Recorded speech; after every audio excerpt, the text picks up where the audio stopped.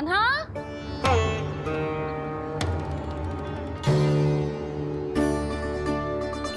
तो ये रे आपकी छड़ी और ये रे मेरी पीठ। सेक बिना ताकत तोड़।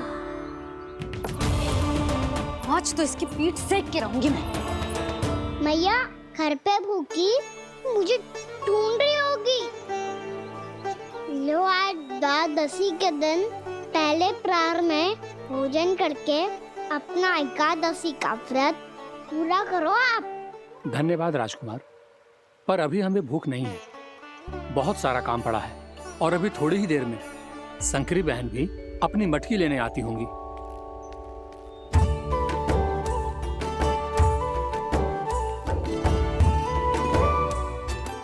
पर मैं आपका व्रत पूरा कराए बिना नहीं जा सकता। भला क्यों? भक्त भूखा रहे और भगवान खा ले, ऐसा हो सकता है भला?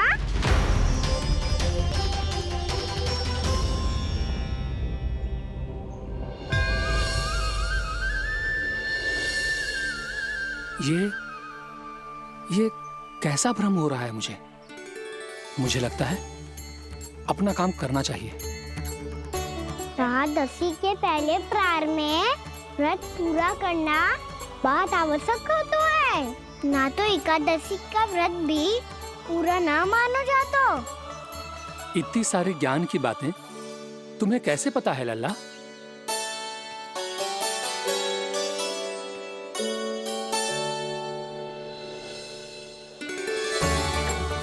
जैसे एकादशी की कथा होती है, वैसे द्वादशी की महिमा भी एक बहुत महत्वपूर्ण कथा है।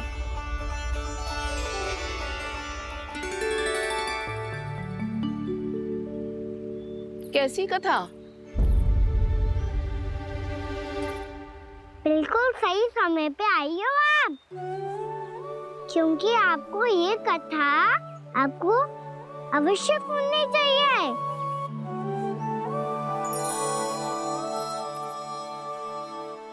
मुझे क्यों? पहले सुन तो लियो, फिर स्वयं ही पता चल जाएगा। बहुत समय पहले एक राजा हुआ करते थे, राजा अम्बरीश। भगवान श्री हरि के बहुत बड़े भक्त थे। ओम नमो नारायणाय। ओम नमो नारायणाय।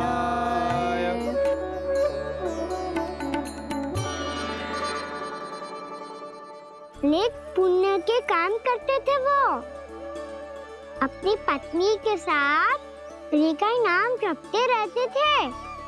उन्होंने 12 माह एकादशी का व्रत करो निर्जल पास किया, और जब उनकी 12वीं एकादशी का व्रत द्वादशी के दिन तोड़ने का समय हुआ, तभी महर्षि दुर्वासा अपनी 100 शिष्यों के साथ उनके महल में पधारे।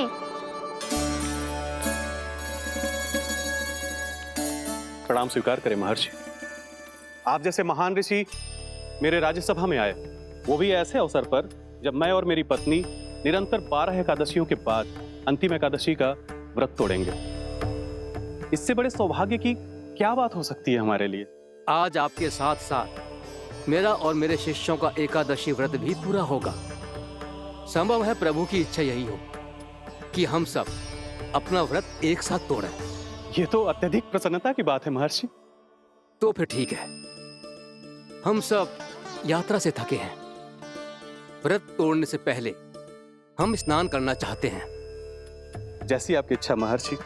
जब तक आप लोग लौटेंगे तब तक आपके सारे प्रबंध यहाँ हो चुके होंगे।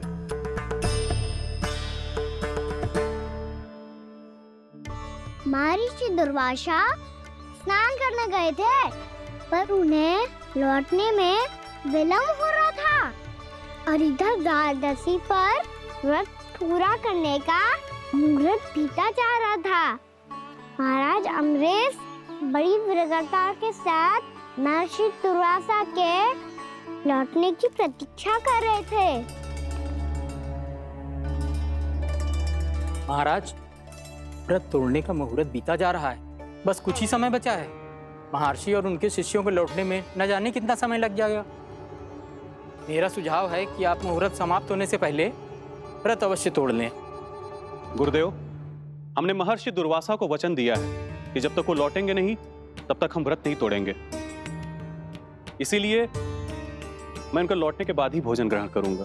पर महाराज, मुहूर्त यदि बीत गया और समय रहते हो नहीं आए तो महाराज आपका व्रत पूरा नहीं होगा। महाराज, आपको उसका फल नहीं मिलेगा। महाराज, 12 एकादशियों का व्रत व्यर्थ चला जाएगा। किंतु गुरुदेव, यदि मैंने भोजन कर लिया तो ये तो अतिथियों का अपमान होगा। आप उचित कह रहे हैं महाराज। भोजन के लिए उनकी प्रतीक्षा अवश्य कीजिए महाराज। पर मुहूर्त रहते हुए एक तुलसी का पत्ता और जल ग्रहण कर लीजिए। इससे आपका व्रत भी पूरा हो जाएगा और अतिथि का मान भी रह जाएगा। आपका सुझाव अच्छा है गुरुदेव।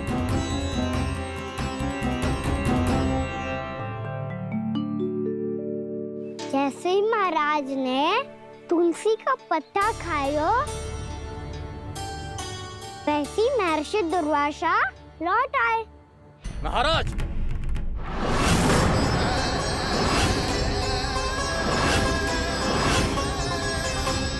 महाराज को उपास तोड़ते देखते बहुत क्रोधित हो गए।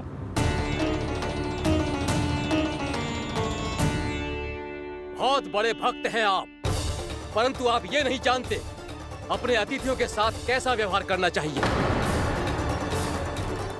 आपने हमें साथ भोजन करने का वचन दिया था, पर अपना व्रत क्यों तोड़ा आपने? महर्षि, मैंने भोजन नहीं ग्रहण किया। कहीं मुहूर्त न निकल जाए इस कारण मैंने एक तुलसी का पत्ता ग्रहण कर लिया।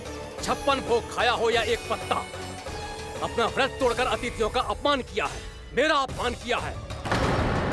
अब आपको दंड भोगना होगा ताकि आप सीख पाएं कि अतिथियों के साथ कैसा व्यवहार होना चाहिए। महर्षि, महर्षि, आप जो भी दंड मुझे देंगे मुझे स्वीकार है, किंतु आप क्रोधित मत होइए। क्रोध का कारण आपने दिया है महाराज। एक महर्षि का अपमान करके राक्षसी प्रवृत्ति का परिचय दिया है आपने। इसीलिए अब एक राक्षसी आपको दंड देगी।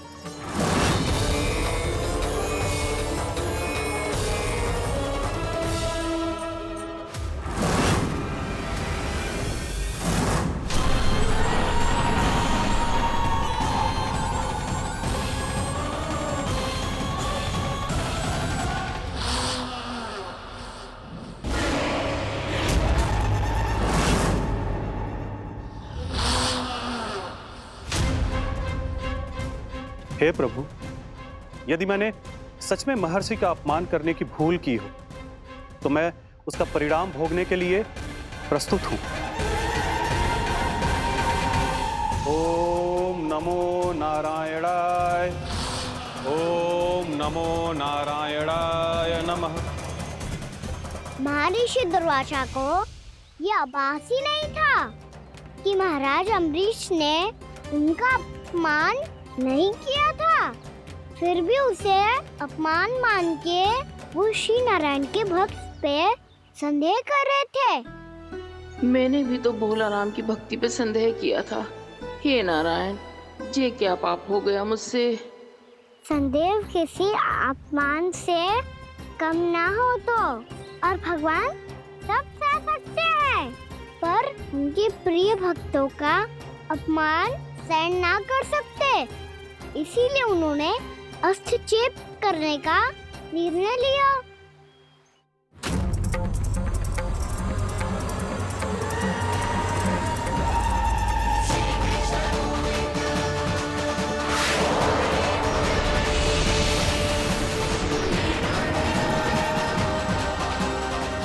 ओम नमो नारायणाय।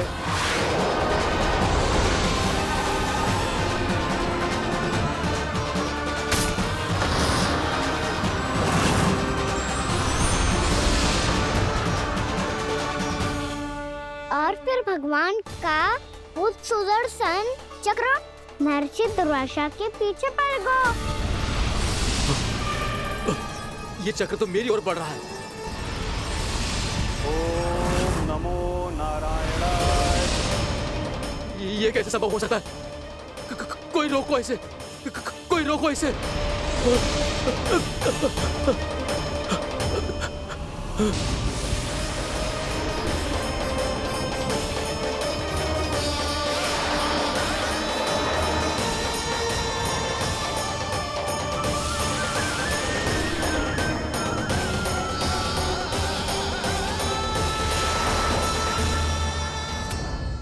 चक्र से अपने प्राण कैसे तैसे बचाते बचाते महर्षि दुर्वासा ब्रह्मलोक जा पहुंचे। ब्रह्मदेव, रक्षा कीजिए ब्रह्मदेव, सहायता कीजिए, मुझे बचाइए ब्रह्मदेव, रक्षा कीजिए। ये सुदर्शन चक्र मेरे प्राणों के पीछे पड़ गया है, मुझे बचाइए ब्रह्मदेव, मुझे बचाइए। महर्षि, मैं चाहकर भी आपकी सहायता नहीं कर सकता। ऐसी स्थिति में यदि कोई कुछ कर सकते हैं तो वो है सुदर्शन चक्र के स्वामी विष्णु, क्योंकि सृष्टि में केवल वही है जो इसे नियंत्रित कर सकते हैं। वो ही इसे वापस लौटने का आदेश देकर आपके प्राणों पर छाए हुए संकट को दूर कर सकते हैं। किंतु हां, मैं सुदर्शन चक्र से इतना अवश्य कहूंगा कि जब तक आप विष्णु लोक में पहुंच नहीं जाते, वो आपको किसी भी प्रकार की हानि ना पहुंचाए। आपका बहुत बहुत धन्यवाद, आपकी सदा ही जय हो।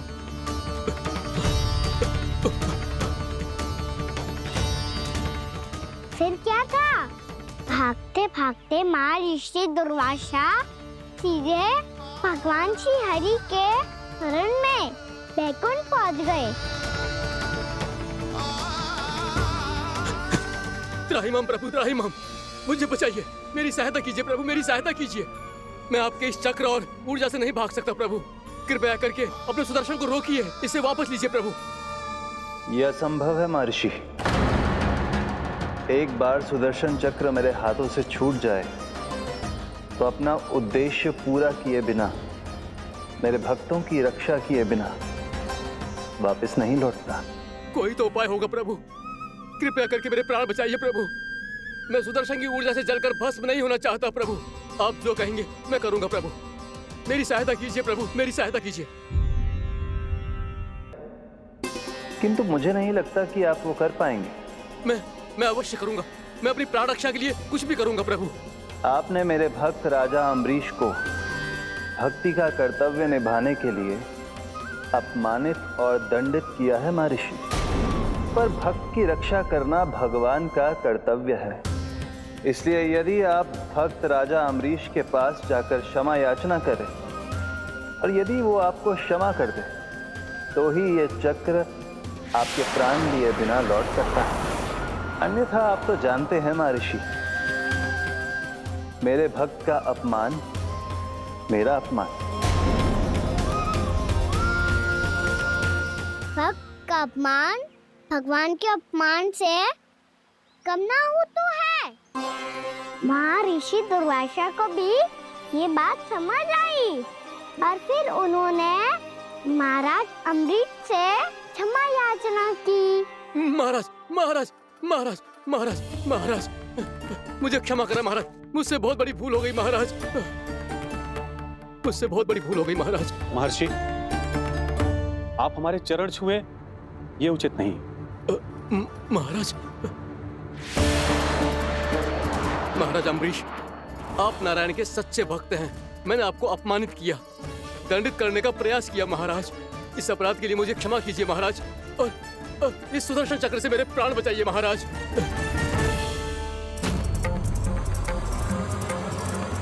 हे महान सुदर्शन, यदि महर्षि के लिए मेरे हृदय में अभी भी वही सम्मान और प्रेम हो जो इनके प्रथम आगमन पे था, तो कृपया आप अपने धाम वापस लौट जाइए।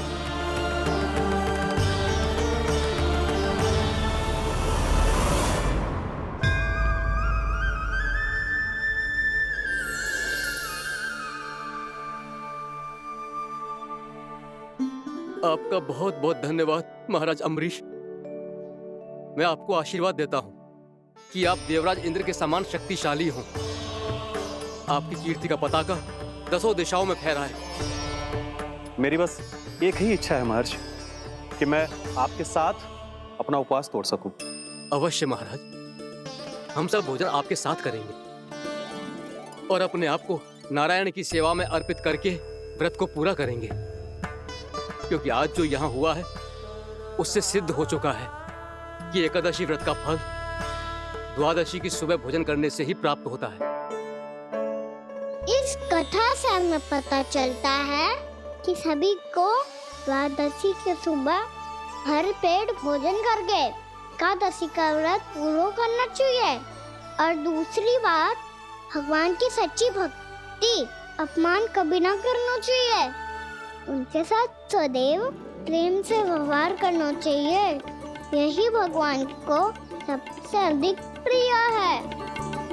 भैया भोलाराम, मैंने भी श्री हरि पे तुम्हारे विश्वास का उपहास उड़ाया था, मुझे क्षमा कर दो। ना ना, आप क्षमा मांगकर मुझे लज्जित मत करो, आप तो मेरी बहन जैसी हैं। जब महर्षि दुर्वासा जैसे महान ऋषि को भी प्रभु के भक्त से क्षमा मांगनी पड़ी, तो मैं तो बहुत ही तुच्छ हूँ। मुझे आपकी किसी भी बात का बुरा ना लगा। पर पता है प्रभु को कौन सी बात सब भूला रखता है? कौन सी बात? जब उनका भक्त भूखा रहे, हमें भी अपना व्रत पूरा ना करे। और जैसा कि आप सभी ने अभी कथा से सीखो है, एकादशी के व्रत को द्वादशी की सुबह अवश्य पूरा करना चाहिए। अब आप जाओ, अपना व्रत पूरा करो।